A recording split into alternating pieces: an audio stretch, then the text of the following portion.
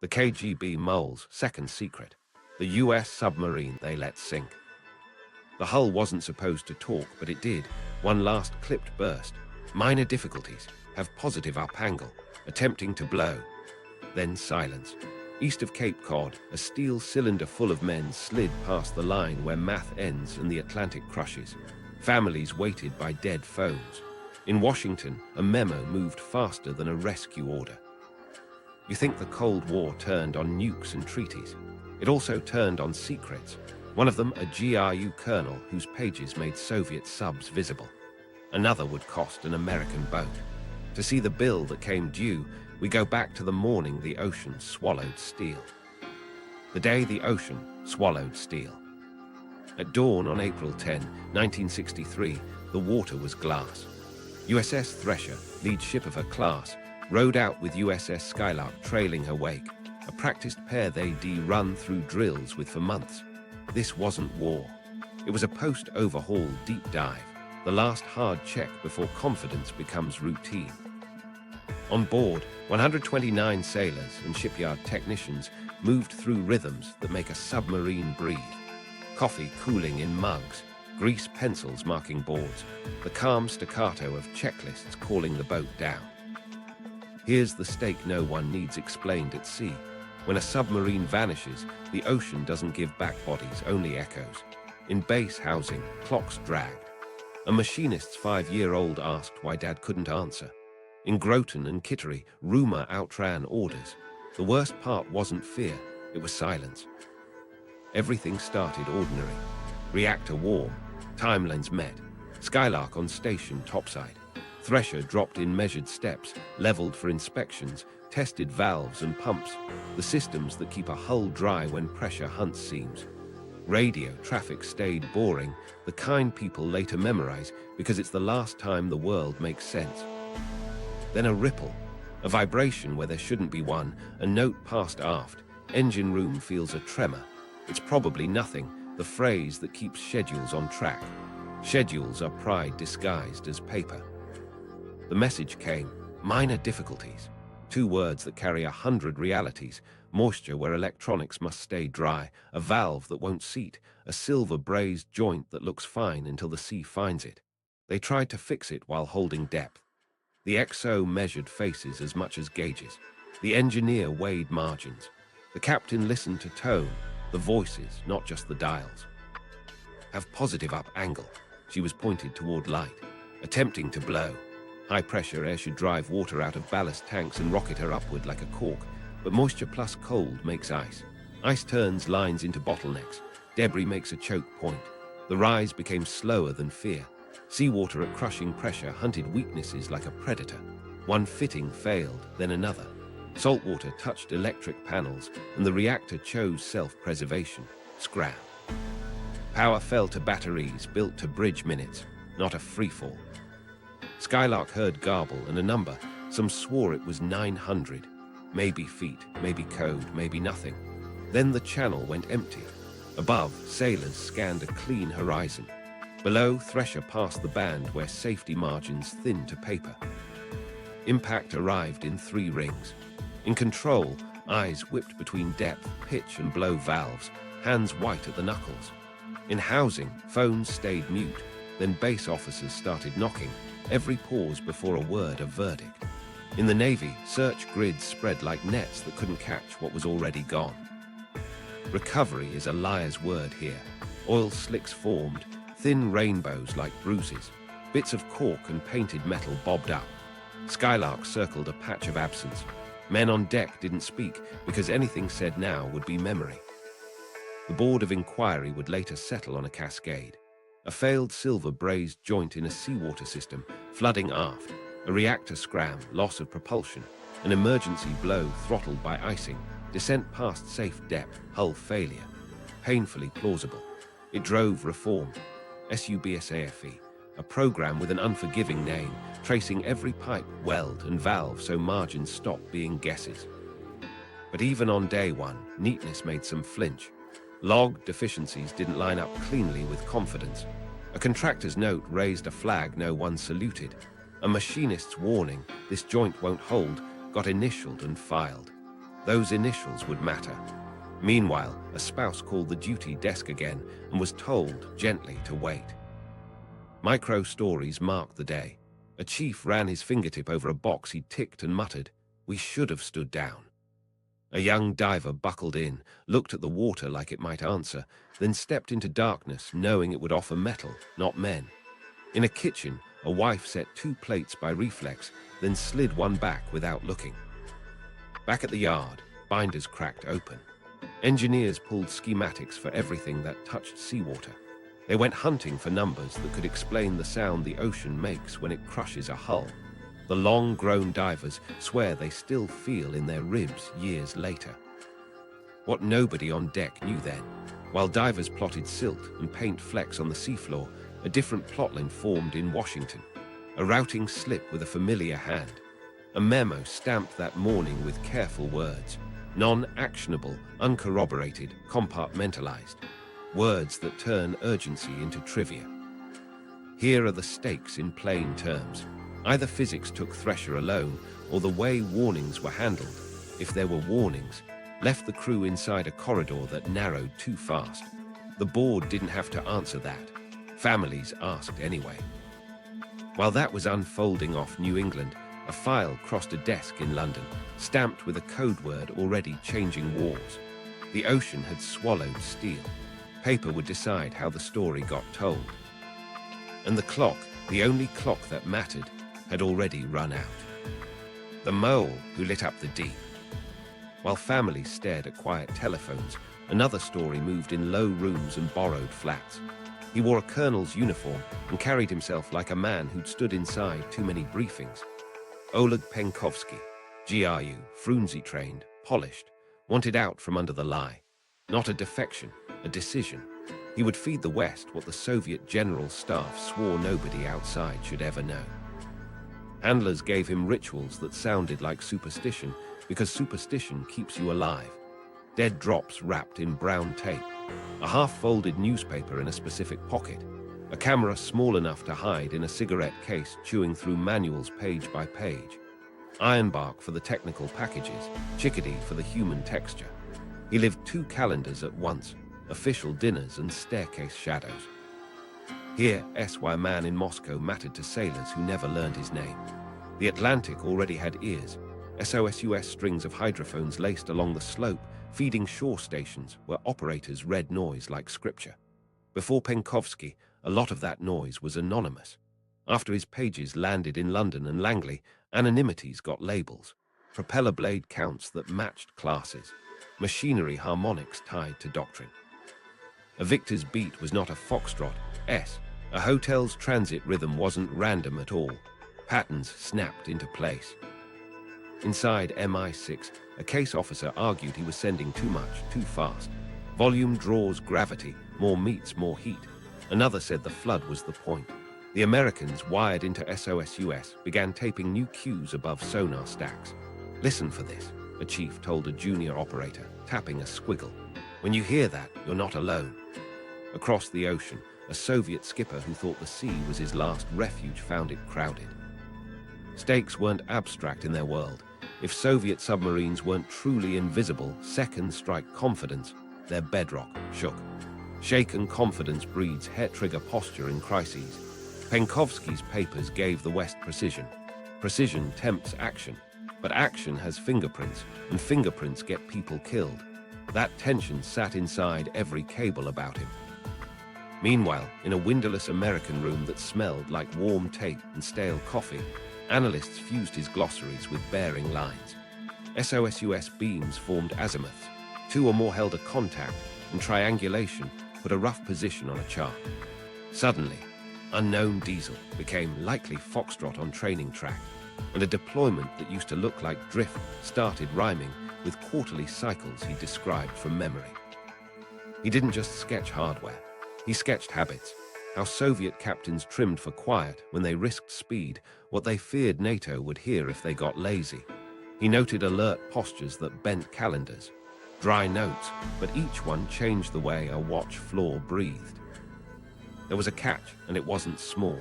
The British scribbled a line in their minutes that rippled outward. Operationalization risks source compromise. Translation: the more your moves mirror his intel's timing, the brighter you make him to KGB ears. So a quiet doctrine grew: use his insight to shape posture. Don't let it steer obvious decisions on a clock. In practice, that meant soft verbs. Avoid became review. Delay became consider. The difference reads polite. At sea, it reads as no change. From his perspective, restraint felt like a second censor. He wanted movement. He wanted proof that his risk brought outcomes, not nods. A handler, careful, told him that echoes kill. They minimized windows where you could act on his stream without a second, independent source. Dates lived in columns nobody outside compartments saw. Most were about missiles and alerts, but dates are dates. Calendars overlap. Here, S where it intersects the wreck we left behind. As divers followed paint flecks through silt, London and Washington kept a list of protected periods when acting on sensitive streams. His foremost among them was discouraged absent independent validation. On paper, that's prudence. In rooms with clocks, it becomes a habit. If the only clear reason to pause is a code word, you tell yourself you lack corroboration. Human moments anchor the flood. A liaison in Mayfair watched Penkovsky lay out a stack of film and talk about boats as if their wakes could be read like cursive. The handler made him tea, then wrote later, alone, "We can't spend him like currency." Across town, an MI6 analyst taped a tiny scrap in his diary: IRONBARK, naval routines, reliable, and underlined reliable twice. Reliability changes appetite. Appetite changes risk. Impact hit crews who never knew the name. Patrol planes arrived a little sooner where they could help. Destroyers patrolled lines that mattered more. Submariners learned to hear a telltale buzz in the floor plates and knew exactly what class was out there. Meanwhile, in Moscow, surveillance around him thickened. He kept meeting anyway. And the shadow lengthened. Intelligence that's sharp as a cost ledger. Used too directly, you burn the man. Used too gently, you sand down warnings that need edges. The second secret grew right there: protect the stream by blurring timing. It saved pages for months. It would, one day, narrow an hour when steel needed space. He kept passing film until the city swallowed him. But before that door closed, he'd lit up an ocean that thought it was dark. The decision room: protect the source or protect the boat.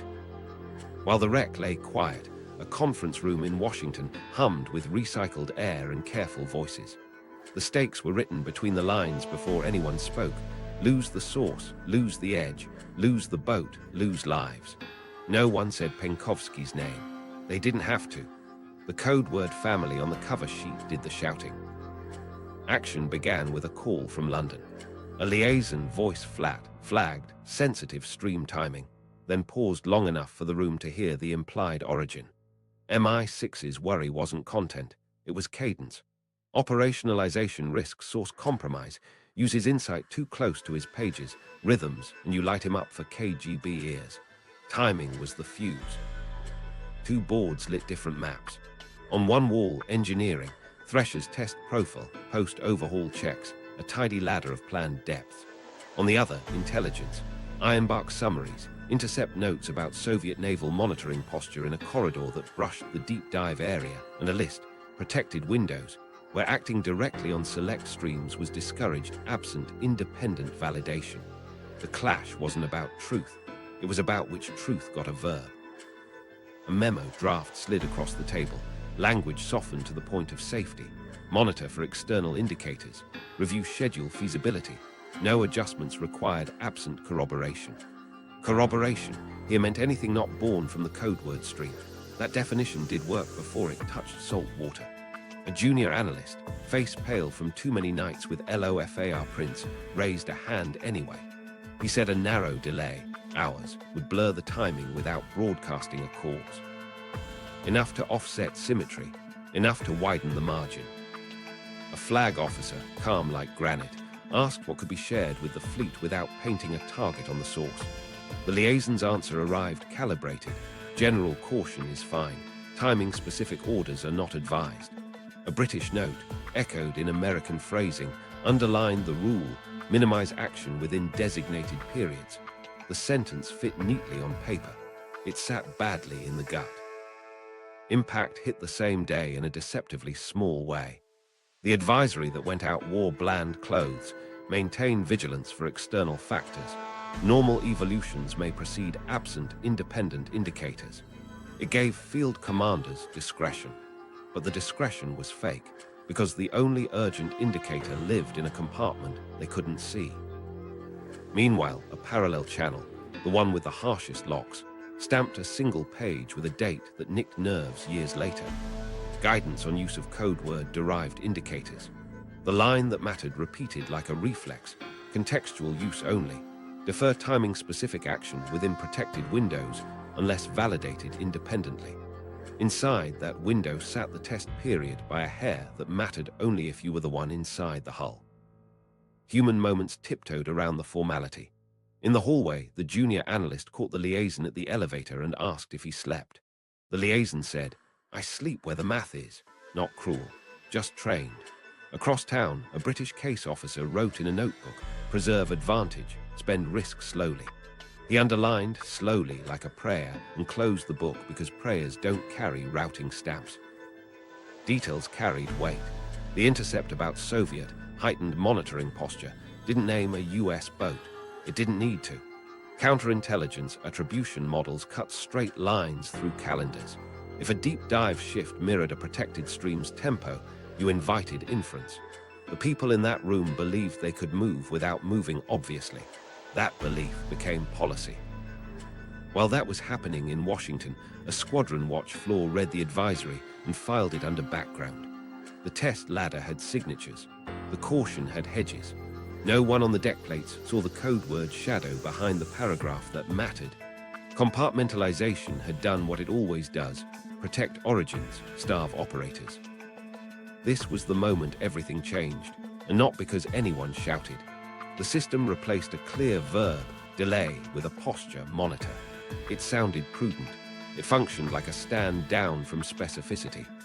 The memo bought silence around the stream and sold time the crew didn't have. Impact spread in tight ripples. A duty officer signed the day's plan feeling properly briefed. A spouse put a pot on the stove and turned the knob anyway. A liaison walked back to his desk and wrote a cable confirming alignment with London's guidance. Across the river, an analyst stared at a clock and tried to decide if he was complicit or just outvoted. He settled on neither, then couldn't shake either. Here's the stakes plain. To keep a priceless pipeline dim, they blurred action inside a narrow window, trusting that engineering margins would cover the difference. They weren't villains.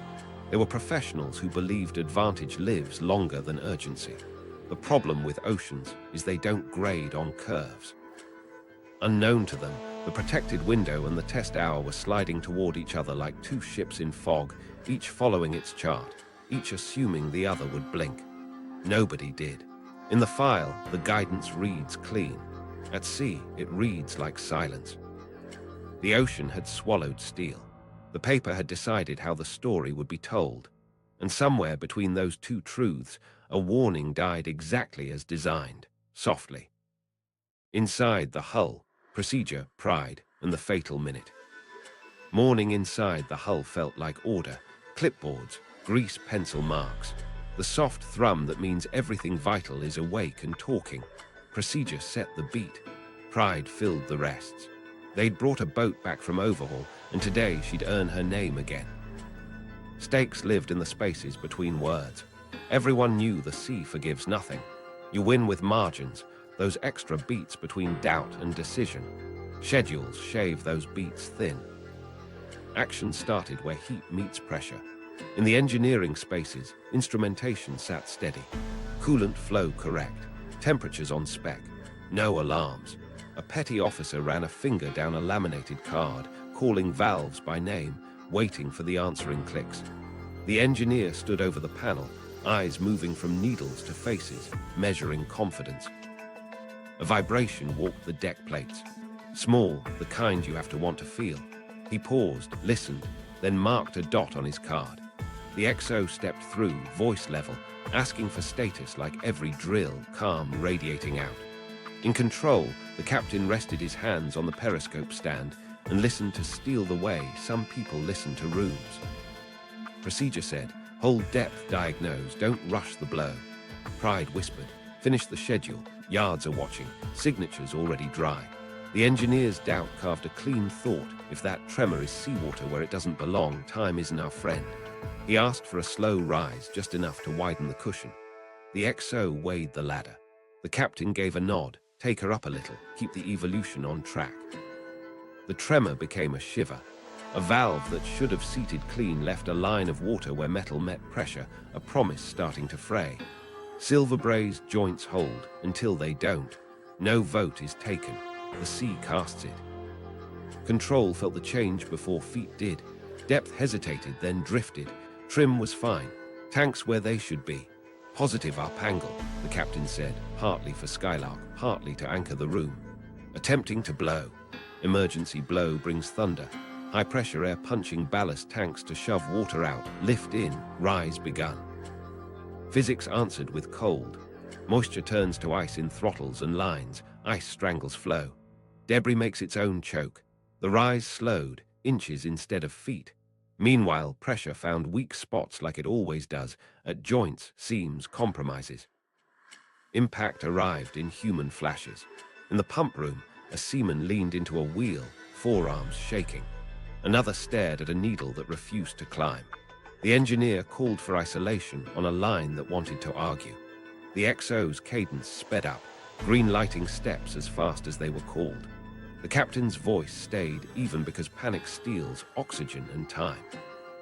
Somewhere aft, a brittle sound, small metal failing, and then a spray that changed conversations with electricity. Salt water and panels don't debate. The reactor scrammed as designed. Safety first. Propulsion gone. Lights leaned on batteries meant to bridge minutes, not entire decisions. Procedure met the fatal minute right there. The book is clear. Control flooding, isolate, shift power, blow, level, rise. The sea is clearer. You have less time than you think. The petty officer with the laminated card brushed the box he'd checked at dawn, like he could pull the boat upward by touch. The engineer ran math in his head. Descent rate, tank air, battery load, distance to crush, and felt the numbers disagree. A known deficiency, months old, tapped on everyone's skull. Contractor note, fixed deferred. Paper promising today was fine. Pride had welded that promise to a schedule. Now it was paper against pressure. They tried again, another blow. The sound traveled through frames like anger. The boat answered with seconds, not salvation. Flooding doesn't roar at first. It whispers under plates, then laughs when it finds current. The bow fought weight. The stern wanted down. "Have positive up angle," the captain said again, telling the truth he had. He asked for every trick that keeps inches turning into feet. Vent sequencing, trim shifts, angle management. Control spoke in crisp call-and response, human metronome against a falling line. The engineer looked at the depth tape and saw the corridor he needed shrinking. In another compartment, a sailor thought of his daughter's haircut, the one she hadn't liked. In forward, someone reached for a St. Christopher medal and found only fabric. Micro moments in a machine measured by steel and seconds. The escort above heard the last clean words. Minor difficulties, have positive up angle, attempting to blow. Clean because they were true, clean because anything else would have been noise. Here's the cut that still stings. A simple delay, an hour outside a narrow window, could have widened every margin that mattered. The blow might have bitten earlier. The tremor might have stayed a tremor. The scram might have bought time instead of stealing it. Inside the hull, procedure and pride carried them as far as a crew can carry steel. The fatal minute arrived because the corridor closed from both ends, physics below, policy above. A gauge twitched, a man swallowed, orders kept coming, the boat kept falling, and somewhere far from salt and steel, language on a page stayed soft where it needed teeth. The missing pages, intercepts, SOSUS, and a quiet stand down. While the boat fought for inches, other rooms fought over verbs. Stakes first, because they decide what survives the shredder. If a warning never reaches a deck plate, 129 men don't meet bad luck, they meet a choice. Action began on a grey shift, inside a windowless NAVFAC, where operators lived by hum and hiss. A junior tech watched a loafer R-gram sharpen from background wool into a comb of high-frequency transients inside the deep-dive grid. Sharp, repeating, the kind you get when compressed air hammers through throttles and valves under stress. He hit record, scribbled time and grid, and carried the reel up 2 flights to a supervisor who taught him what not to ignore. The older man listened, nodded once, and reached for the phone. Across town, a different channel lit. An intercept, 1 step removed from the stream nobody said out loud, flagged a heightened monitoring posture by Soviet naval ears along a corridor that intersected the US test range. Not dramatic words. They didn't have to be. The phrasing mirrored attribution models both services believed in. If Western timing suddenly shifted inside that band, someone in Moscow could run a ruler across calendars and hear an echo. Analysts fused what they had. SOSUS anomalies here, the intercept there, and on the secure side of the house, the list, protected windows, already penciled in for that week. The draft recommendation wrote itself in careful ink. Advise caution, review schedule feasibility, consider a short delay to avoid timing symmetry, require independent corroboration for any direct adjustment. Independent corroboration was a trap disguised as prudence. The only stream precise enough to justify a clock move lived behind the very door that forbade using it. The routing slip carried the draft into the compartment where language gets polished until urgency dies of etiquette. The stamp came back fast, contextual only, insufficient independent validation for timing-specific action. The advisory that left war-bland clothes, monitor for external factors, normal evolutions unaffected absent independent indicators. External meant anything not born from the code word family tied to Penkovsky's product. The word game did its job. Meanwhile, the tech at the console hedged against vanishing. He duped the reel, labeled it with masking tape in crooked block letters, and slid the copy into a locked drawer, a habit old hands taught for days when the wrong truth gets tidy. His supervisor logged the anomaly, called upstairs, and got the temperature-controlled answer. File and hold. Do not escalate without direction. He hung up, patted the kid's shoulder, and said, "Good catch." Then he locked the cabinet, because cabinets are what pass for courage when compartments are hungry. Impact spread where people couldn't see cause. A squadron watch officer skimmed the Daily Digest and saw a single line, regional acoustic anomalies observed. Range operations continue as planned. He initialed the block and went back to weather, parts, and fuel. In Washington, a pen mark, those same tidy initials, leaned into the margin beside independent validation required, nudging the intercept off the pathway that would have touched a ship. The pen didn't look like a hinge. It was. Human moments piled up in quiet rooms. An analyst who'd argued for an hour's blur stood in his kitchen that night and watched the second hand refuse to speed up. A British liaison reread his own cable, circled operationalization risk source compromise, and felt the ink press harder than the pencil could handle. A case officer in a soundproof room wrote one line in a diary he never quoted. Preserve advantage, spend immediacy. He underlined spend. Details make the picture stick, so here's the texture. The intercept wrote a code word channel that used the same family attached to IRONBARK's naval product. It never printed a name. It didn't need to. Code words are fingerprints among people who live on the wrong side of daylight. The protected windows list, columns and asterisks born in London, mirrored in Washington, covered missiles, alerts, and any action whose timing could sing to the other side. One entry overlapped the test week by a sliver, the kind of sliver you ignore when schedules feel bigger than ghosts. What nobody on the mess decks knew, success had built a habit. When sensitive streams spoke, adjectives softened them, preliminary contextual background. Verbs ducked, review, monitor, note, dates blurred. The culture protected the origin by sanding the edges off the warning. In the abstract, that saved a man. In the moment, it starved a crew. Stakes again, because they never left the room. A single hour could have widened margins for a system engineered to survive if given space. Instead, the advisory delivered discretion that wasn't real because the only decisive reason to shift couldn't be said. Impact showed up as a void where a clause should have been. The test ladder held. The boat went deep. The reel clicked behind a desk lock. The intercept slept behind a stamp.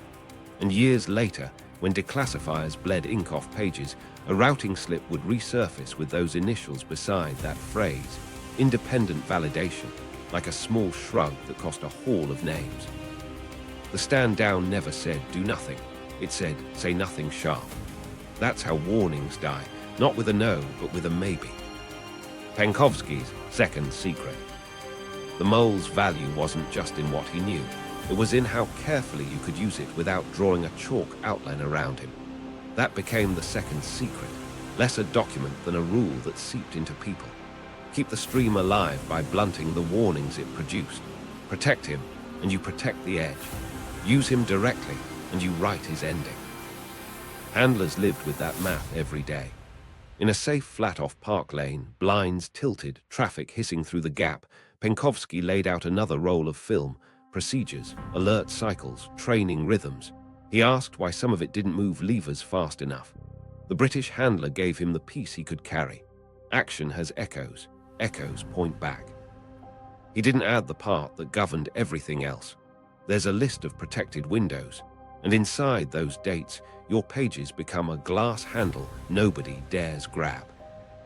Inside the services, the debate hardened into two stark verbs: burn the source or hold the advantage. Burn meant pivoting directly on his timing, halt a drill that suddenly looked noisy, reposition a ship on a clock only a handful of people could explain. Hold meant letting his precision shape posture without leaving a footprint, shift slowly, hedge outcomes, build safety invisibly. Policy, elegant, tidy, chose hold by default. Language did the rest. Avoid softened into review. Delay washed into consider. Danger became context. The same facts walked out of rooms wearing different clothes. A memo born as "don't move inside this hour" left a building as "monitor external factors." Out at sea, that reads like "keep going." Penkovsky bristled at the drift. He wasn't naive about risk. He knew what Lubyanka smelled like, but he hated waste. In a handler's diary, paraphrased years later, he called silence a second censorship, first by Moscow, then by allies afraid of their own shadows. He wanted proof, not platitudes. The handler nodded and wrote alone. Outcomes light him up. Restraint keeps him breathing. Here's where the list mattered. The protected windows weren't myth. There were columns of dates and tolerances. Minimize action from select streams during designated periods. Absent independent validation. Codeword families sat in the margins, IRONBARK among them. Most entries tracked missiles and alerts, but dates don't care about categories. A submarine test band that brushed a sensitive corridor during a window became a bad coincidence you couldn't name outside a vault. From their perspective, it wasn't malice. It was math plotted against history. You banked advantage by keeping a once-in-a-generation asset alive longer than his luck. You spent urgency in increments, assuming engineering margins and human skill could carry the load in the field. The second secret was that assumption turned into doctrine. Blur timing to save the source, and accept that sometimes you'll blur a warning people needed sharp. Human cost bled through anyway. A US analyst typed acceptable risk to preserve strategic advantage onto a training slide and felt the phrase scrape his teeth. A Royal Navy planner got a caution that danced around dates and told a colleague, feels like weather, not warning. A liaison drafted a cable that said, in clean prose, minimize action within designated periods, then folded the paper like it might cut him. Meanwhile, the stream kept paying. Patrol lines adjusted invisibly. Orions and Neptunes arrived earlier in places that mattered. Surface screens tightened where they'd been loose. Sonar men learned to hear signatures they'd once guessed at. Back in Moscow, surveillance around Penkovsky thickened. He kept meeting anyway, moving between dinners and dead drops on legs that must have felt like glass. The doctrine spread by habit.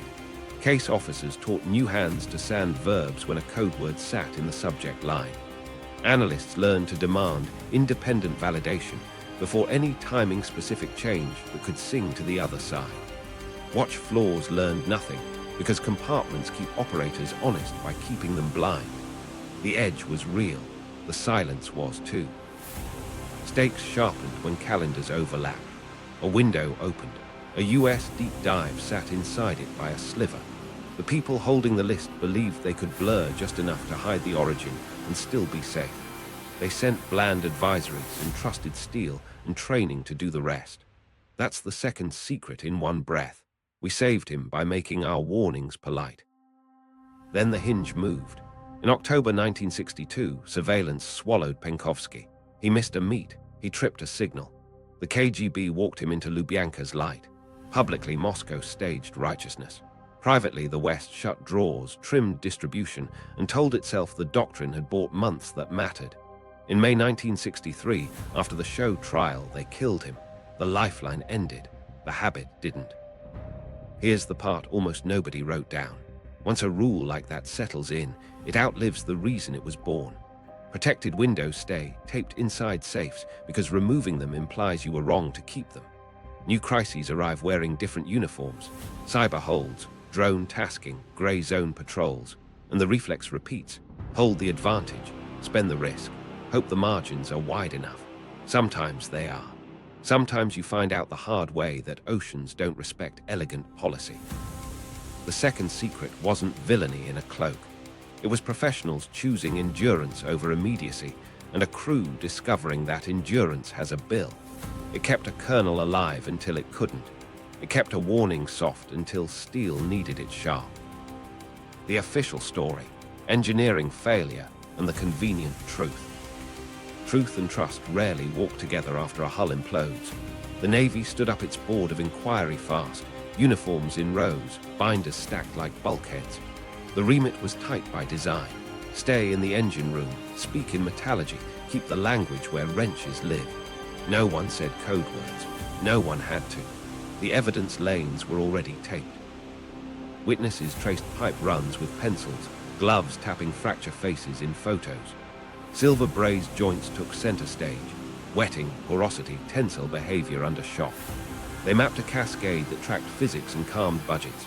Seawater intrusion in an auxiliary system, reactor scram to protect the core, propulsion lost, emergency blow throttled by icing, descent past rated depth, hull failure. Painful, plausible, fixable. Reports leaned into the fixable, shock testing standards, inspection regimes, moisture in high-pressure air flasks, and how it can ice throttles in milliseconds, procedural assumptions in the emergency blow sequence. Every sentence promised a lever you could pull tomorrow. SUBSAFE walked in like a hammer, traceability on every pipe, weld, valve, certifications that followed parts like dog tags, audits that bit. Grief folded into process. Process turned into comfort. Families sat through briefings and split along a quiet seam. Some heard closure in the precision. Others heard a script that skipped a paragraph they couldn't name. A widow listened to systems failure and whispered to the man beside her, "That's not all of it." She didn't have the vocabulary for compartments. She had the instinct that neatness doesn't grow in salt. Inside the record, one absence hummed. The intercept that flagged Soviet naval, heightened monitoring posture, never appeared. The SOSUS reel that caught high-frequency transients in the dive grid lived in a drawer, not an exhibit. The routing slip with tidy initials beside, independent validation required, didn't make the index. The board's mandate was engineering. Engineering could shoulder the story without asking why a warning wore soft verbs. A retired diver remembered an order that felt off, search patterns adjusted to avoid a sector reserved for sensitive operations. He mentioned it over beers, not under oath. He figured it wouldn't change a wreck. Still, the phrase stuck in his teeth like grit. A squadron officer carried a quieter splinter, a bland daily advisory about external factors he'd initialed without a second thought. Years later, he couldn't stop flipping mental pages back to the line in the schedule he might have crossed out if someone had handed him a verb instead of posture. Detail work filled the binders with authority. Metallurgists photographed fracture surfaces, measured discoloration where hot compressed air met moisture and froze hardware into statues. Battery discharge estimates were read off frozen gauge faces pulled from the debris. Test depth stayed redacted in public copies. Margins were expressed as ratios no civilian could parse. The story tightened. Defect, cascade, loss. Clean. Comforting because it implied control, fixed standards, fixed outcomes. Meanwhile, outside the hearing room, a congressional aide found a budget note with a phrase that didn't belong to pipes, source protection protocols. It didn't mention boats. It didn't need to.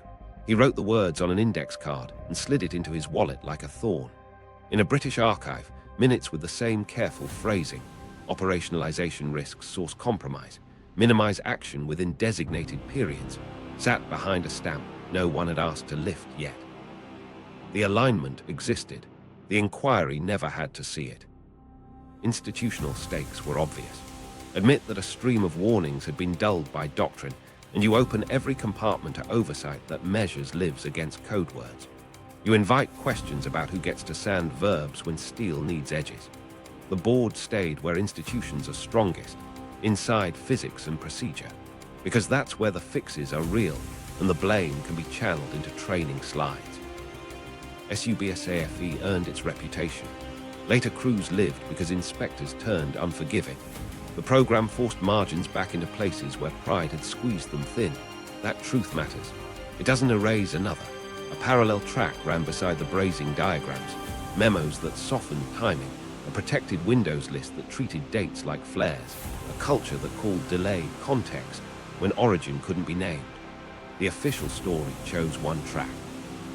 The other stayed offstage, because offstage is how pipelines survive. Human moments put texture on the convenient truth. An engineer who'd warned about a joint that liked to chatter had his initials in a file. A spouse at base housing set 2 plates by reflex, then slid one back. A son learned years later that his father's boat had reported a positive up angle before physics 1.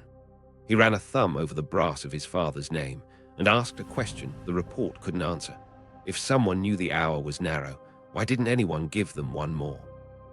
The final appendix said all relevant communications reviewed. The index was pristine.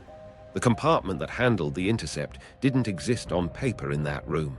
That's how relevant stays small. That's how stories get tidy. Case closed, they said. Case contained, the paper meant. The convenient truth wasn't a lie. It was a half that could stand on its own. The other half waited behind red stamps that would fade slowly until the neatness had to share the page. Declassification drip, paper trails, and red stamps. Memory fades, paper lingers. Years after the binders closed, families and a stubborn historian started filing requests with teeth. FOIA isn't drama, it's erosion. At first, envelopes came back like winter, black bars thick enough to feel with a fingertip. But red stamps weaken under time and pressure, and patience is its own pry bar. Stakes were simple and human. If the record said only failed fitting, grief stayed in the engine room and never touched the rooms where verbs got softened. If the record showed a parallel track, routing slips, code word indices, guidance about timing, then the loss had another address. Families wanted names. Analysts wanted dates. Everyone wanted the decision, not the euphemism. Action began with a lawsuit that looked quixotic until it was. A naval historian teamed with Thresher families and argued the decades had outpaced the danger. The first release looked like a storm through a typewriter, sentences amputated, margins scabbed with exemptions. Still, one phrase leaked through twice: minimize action from select streams within designated periods. You could feel breath catch in quiet reading rooms. More pages crawled into daylight. Declassification officers, nudged by court orders and retirements, let go of pieces that matched old whispers. A single-page memo surfaced with its subject intact, guidance on use of code word-derived indicators. The date didn't shout. It didn't need to. It sat inside the week that mattered. The language repeated like a training scar, contextual use only. Timing-specific action requires independent validation. Policy smooth, operator sharp. Impact hit in rings. Historians began stitching releases to oral histories, tightening timelines until gaps looked like choices. People who'd lived it felt permission to say what they'd shelved. A retired analyst, careful with verbs, confirmed a minimize action culture around specific windows tied to a code word family used for Penkovsky's product. He didn't say the name. He didn't have to. Code words are dialects. You recognize them by ear. Human moments rode the mail. A diver, now grey, wrote a letter to a son who'd grown up without his machinist father. He remembered odd orders that bent his team's search pattern around a sector reserved for sensitive operations. He hadn't understood why then. He still didn't know the whole picture. He wanted the family to know their instinct for the missing paragraph wasn't imagined. Details gave the pattern a spine. Routing slips showed pen marks with the same steady initials that had shadowed the advisory, neat slashes beside, independent validation required. A distribution list that should have tapped a fleet watch floor ended in a compartment that never touched deck plates. And the list itself, the protected windows, stepped out of rumor. Columns of dates, footnotes that read like calculus for conscience, code word indices in the margins. The entries bracketed the tragedy without naming it. That's how policy speaks when it's afraid of its echo. FOIA turned into archaeology. Each shard made more sense next to another. The crucial tessera still hid, an explicit line tying the mole's stream to the memo that softened the warning. Declassifiers kept that under the same clause that had hidden it in the first place, sources and methods. The absence was loud enough to draw arrows. The record gave alignment, not confession. Meanwhile, London's cupboards creaked. Researchers in a flatlit archive pulled minutes from a joint liaison meeting in early 1963. The heading was bland, use of sensitive streams. The paragraph was not. Operationalization risk source compromise. Recommend minimizing action within designated periods. The code word index in the margin matched the family assigned to IRONBARK's naval product. 2 capitals, 1 sentence, same month. It wasn't a smoking gun. It was 2 hands on the same pen. Impact rippled outward from paper to people. A daughter stood at a memorial wall, traced brass letters, and held a photocopy where the phrase minimized action stared back. She didn't need the signature to understand the shape of the choice. In Norfolk, a retired watch officer found his initials on a daily digest that had said regional acoustic anomalies observed, range operations unaffected. He felt the memory of his pen as if it were still in his hand. A retired case officer, anonymous under a grant's promise, added the sentence that tied habit to outcome. "We preserved advantage by blurring timing," he said, then paused. "Sometimes we blurred warnings. No names, no boats. The rhythm matched the pages." Details kept landing. A tape label surfaced from a desk in a former NAVFAC operator's garage. Masking tape, crooked block letters, a date and time that matched the escort's log. The reel's contents, handed to a museum under chain of custody, held those high-frequency transients. Compressed air straining through throttles in the dive grid, the pattern you get when a boat fights for lift. Beside it, in the exhibit case, a declassified memo's subject line. Guidance on use of code word-derived indicators. 2 artifacts that never met until strangers decided they should. Here's the hinge that tightens throats. The British minutes predated the disaster by weeks. Washington's guidance wore the same words inside the same month. The protected window overlapped the test week by a sliver you only feel if you're inside a pressure hull. The explicit tie between the man in Moscow and the softened advisory stayed sealed. But history doesn't always need a signature to see a hand. Impact, final for this drip, is a shape more than a sentence. The engineering story stands, brazed joints, icing, a scram crush. Next to it sits a second track, softened verbs, windows, routing slips that bent urgency into context. The drip didn't drown anyone in revelation. It filled a basin until a pattern appeared. And once you see it, it's hard to unsee the cost written in careful ink. London's shadow, allied complicity, and the quiet nod. While pages in Washington lost their black bars, a cupboard off Broadway opened to the same sentence in a different accent. Stakes ran under the carpet. If MI6 shared not just product but posture, then the soft verbs weren't an American quirk. They were policy with 2 signatures. Alliance means shared advantage. It also means shared silence. Action lived in minutes typed on onion skin paper, dated early 1963. The heading was bland, use of sensitive streams. The first line mirrored what we've heard. Operationalization risk source compromise. Then the hinge. Minimize action within designated periods, absent independent validation. No names, just code word families penciled in the margin, the same family attached to IRONBARK's naval product. Dry words. heavy gravity. In that room, the debate sounded civilized. A Moscow desk officer laid out tension that felt technical and was anything but. Surveillance pressure tightening around a channel. Western moves that, if timed too cleanly, could sing back to KGB attribution models. The CIA liaison didn't need convincing. He arrived with a draft that danced the same steps: contextual use, deferred timing. An MI6 division chief suggested the softener, minimize, instead of suspend. A British secretary underlined independent validation twice. Across each page, the code word index repeated like a metronome you can't turn off. Meanwhile, across town at Northwood, a Royal Navy planner received a caution that dodged dates. He told a colleague it read like weather, not warning.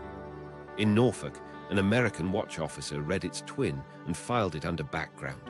Two navies, one echo, neither seeing the door it came through. Human memory seals it.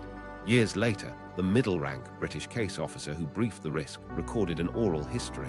He said every time a window approached, he felt the tug to speak plainly, and every time the doctrine he'd helped write kept his verbs soft. "We wrote it careful so we could live with it," he said. Then he paused long enough to show the cost. "I haven't really." He didn't know a US boat was inside a test ladder that week. He knew timing eats people when policy forgets faces. Details braided the pipelines tighter than anyone admitted in public. British minutes used the same code word family as Washington's guidance. A separate note, attribution models in adversary analysis, spelled out the fear. Coincident Western adjustments could reveal source cadence to Soviet counterintelligence. That logic wasn't wrong. It became fatal when it touched a schedule the ocean wouldn't forgive.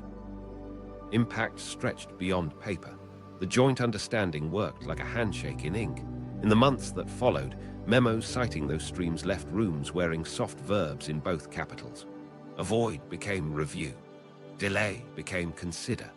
Independent validation stood like a toll gate nobody could pay at 3 in the morning on a watch floor. Operators didn't see the code word. They saw posture with no clock. A timeline twist waited in the archive's fluorescent light. The British minutes predated April by weeks. Washington's guidance on use of code word-derived indicators fell inside the same calendar slice. A protected window, mirrored across the Atlantic, overlapped the US deep dive by a sliver that mattered only if you were breathing recycled air. Nobody intended a sacrifice. They drafted a principle. The sea supplied consequence. Micro-stories carried the weight out of wood-paneled rooms. A Royal Navy lieutenant recalled a quiet brief. "If a caution comes without a clock, don't make one." He thought it was about discretion.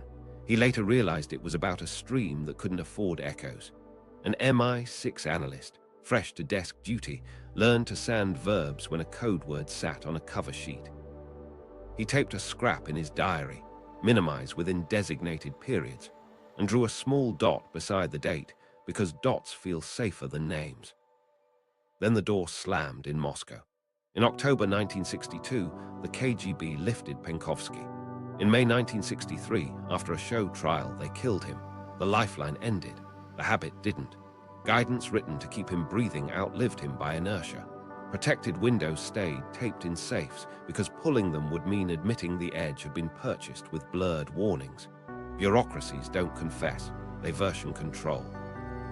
Impact circled back to ethics wearing flags. If allies agreed to dull timing, responsibility didn't stop at the Potomac. It bent under the Thames. A Royal Navy officer, reading declassified fragments decades later, admitted he once assumed the Americans had hidden something from partners. The pages showed a quieter truth. Partners hid something together from their own sailors. One last human beat. The British case officer kept a carbon copy of those minutes in a personal folder.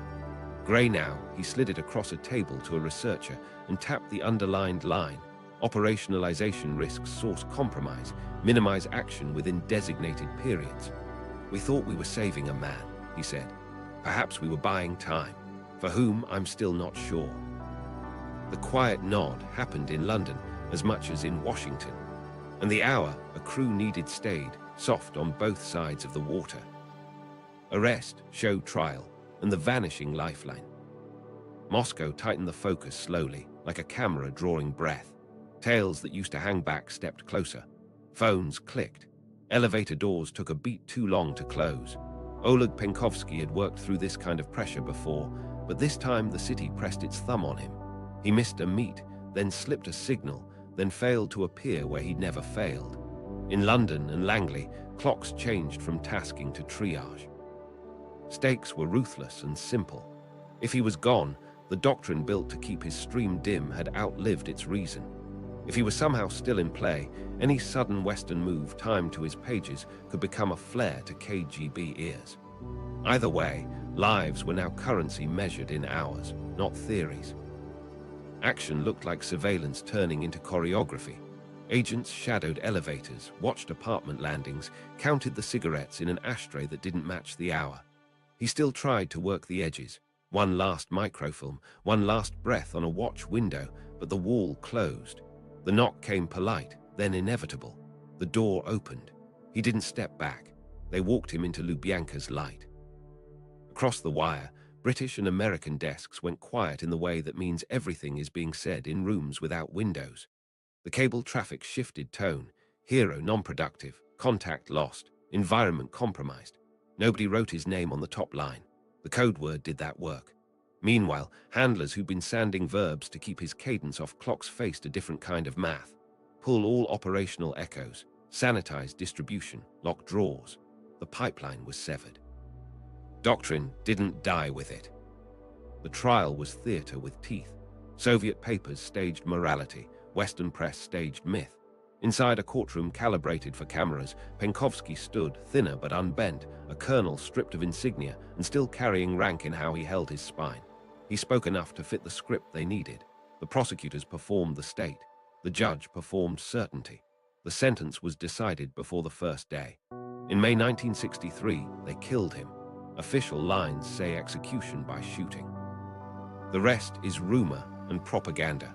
What matters is that the lifeline ended. Impact hit the services like a cold front. Publicly, they honored courage and restraint. Privately, compartments hardened. Training slides kept phrases born in his era, acceptable risk to preserve strategic advantage, smooth as ever, floating untethered to the story that had given them teeth. Protected windows stayed, taped inside safes. Distribution lists shrank. Code word families were pruned like hedges hiding a house. Nobody wanted to admit that a rule crafted to save a man had dulled a warning for a boat. Human beats cut through the policy. A British handler drafted a letter he could never send, about a park bench and a camera that chewed pages faster than fear. He folded it and locked it away because grief without delivery addresses itself.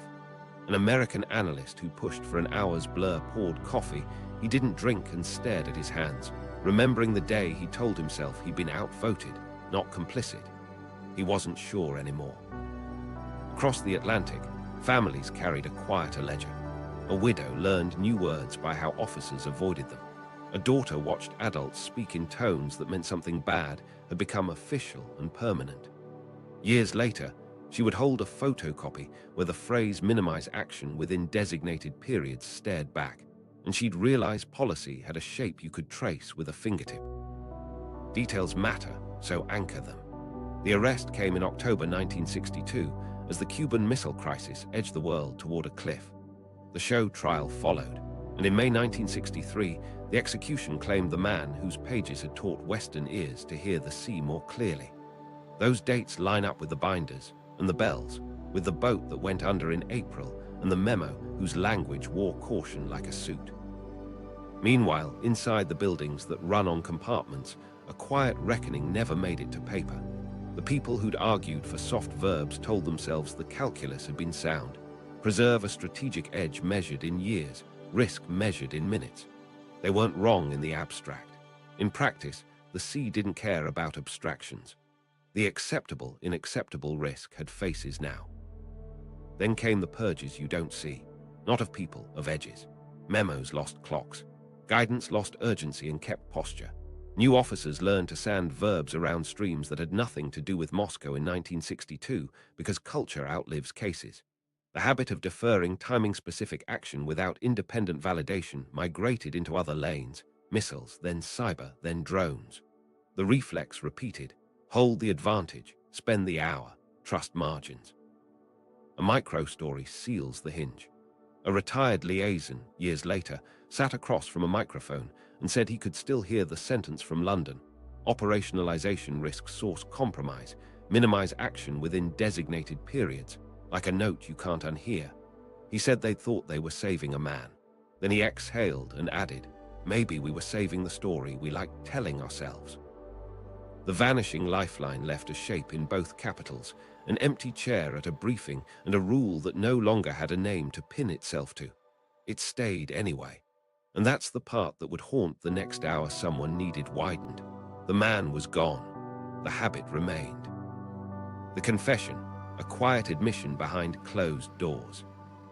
He picked a room small enough that the truth couldn't echo. No flags, no audience, just a tape recorder's red eye and two historians who knew how to let silence work. Retired now, the brass tucked in a box, he set a manila envelope on the table and kept his palm on it like it might slide away. The stakes were in the air before he spoke. Institutional memory versus a conscience that had run out of places to hide. He started with the meeting that never shows up in indexes, the one with code word slides and a liaison who never formed the source's name with his mouth. He described the choreography like muscle memory, London's phrasing mirrored, operationalization risks source compromise, and then the softeners, monitor, review, absent independent validation. He remembered thinking the language was elegant.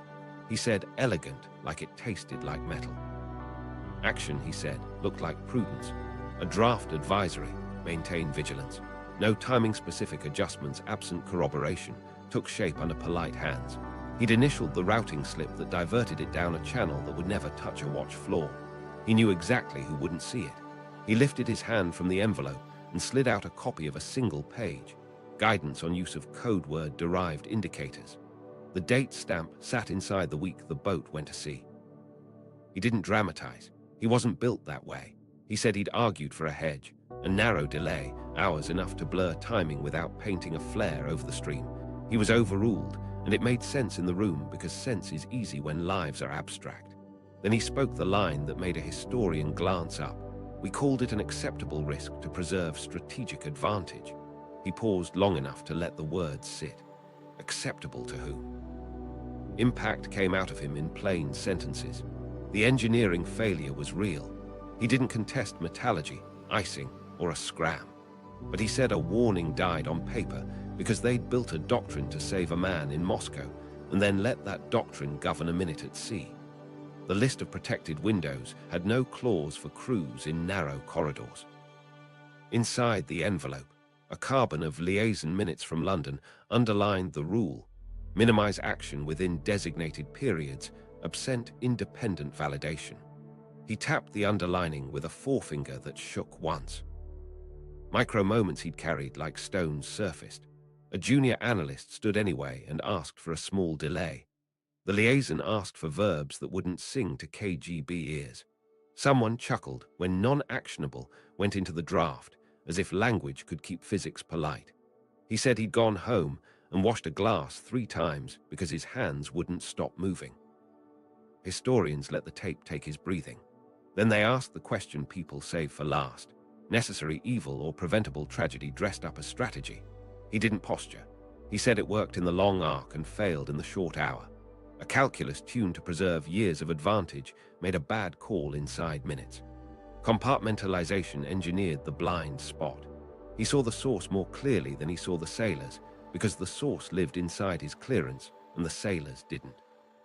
He slid out one more page, routing marks and the steady initials that had shadowed the advisory beside independent validation required. He'd kept it because he wanted the sentence that woke him at night to exist outside his skull. He pointed to the time. The bracket fit the test. He didn't say the paper ordered a death. He said it removed the only permission a watch officer would have needed to bend a clock. Human stakes kept finding the edges.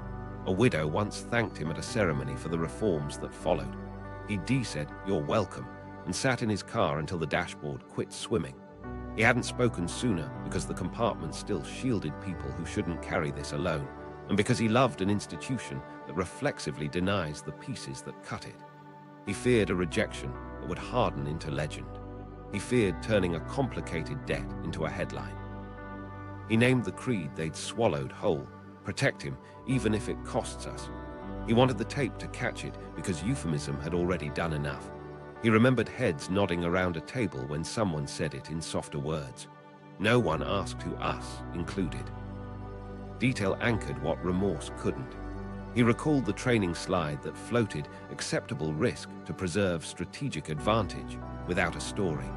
He'd watched young officers absorb it like doctrine, frictionless. He wanted the narrative stapled back to the phrase so no one could hide teeth behind policy. He didn't ask for absolution. He asked for accuracy. Put both truths on the record, he said. Steel failed, yes, and paper thinned the margin. A source sharpened ears, and protecting him muted a warning. Professionals chose endurance and found out endurance dies underwater. He pushed the envelope across the table. Make it live somewhere other than my head, he said. Make the word acceptable answer for itself. Then he sat back, and for the first time in decades, he looked like a man who'd set something down. Legacy, deterrence, ethics, and the price of secrets. Here's the legend nobody reads out loud. Deterrence runs on secrets, and secrets charge interest in hours you can't get back. Penkovsky's pages sharpened Western ears. The doctrine that grew around him dulled certain warnings. Both can be true. The bill arrives whenever a clock and a compartment try to share a room. Action moves forward wearing new uniforms. In a drone war decades later, a human source inside a hostile cell feeds exact coordinates. The strike team can hit in 20 minutes. Case officers ask for a day time to pull the source and keep the pipeline alive. The call is delay. The target shifts. A bus explodes in a market that wasn't on the map. The after-action reads like math. Lives protected over years versus lives lost on a day, while a family irons a shirt that no one will wear. Cyber turns the metaphor into a switch. Engineers find a flaw in an adversary's grid that mirrors a weakness at home. One camp demands a patch now. Intelligence says wait, the access is too valuable. The clock slips. Someone else finds the hole and pushes. City blocks go dark. The doctrine writes itself. Hold the advantage, spend the risk, trust margins. The lesson is familiar and uncomfortable. Margins are real until the hour arrives. Impact lands where policy meets people. Oversight committees gain teeth after each headline. Classified annexes now demand mitigation plans whenever guidance blurs timing around a sensitive stream. That sounds like progress until you ask what mitigation looks like at 30 when a watch officer needs a verb. The culture adapts, but reflexes don't retire. They fade like paint you only see when the light is bad. Human stakes keep finding voices. A submariner's daughter, the one who learned to read euphemisms by how officers avoided them, builds a file cabinet into a mission. She pairs families with researchers, not to sue the past, but to force clarity into future memos. She holds up a photocopy where minimize action within designated periods stares back and asks a simple question. Who writes acceptable into a sentence, and who pays for it? Inside agencies, some lessons stick. Slides that once floated acceptable risk to preserve strategic advantage on clean backgrounds now carry case studies with names stripped and consequences intact. Teams practice acting on sensitive streams without timing echoes, standing up parallel sensors, building cover reasons for small delays, rehearsing how to move a schedule an hour without broadcasting the cause. Delay isn't a reflex anymore. It's a signed choice with a clock, an offset, and a plan to pay the interest. Meanwhile, deterrence gets noisier. Submarines still depend on silence and steel, but the invisible fights bleed into satellites, cables, firmware. The old temptations return in new lanes. Exploit first, warn later. Deconfliction windows migrate from missile calendars to cyber playbooks and drone tasking boards to maritime patrols threading straits where escalation breathes through thin reeds. The nouns change. The pressure doesn't. Here, S-where ethics drops out of lectures and sits in chairs. When a source's timing touches a unit's risk, the rule has to start human and stay human. Updated doctrine tries to codify that. If you blur timing to protect a stream, you owe an offset. alternate warning paths to the people in harm's way, practical hedges they can execute without burning the origin. That means slack built into plans on purpose, not as an afterthought. It means cover stories ready before you need them. It means someone owns the risk by name, not by acronym. But appetite rules posture. A commander measured on readiness will always feel the pull of schedule. An analyst guarding a once-in-a-generation access will always feel the pull of silence. A liaison balancing an ally's asset will always reach for the softer verb.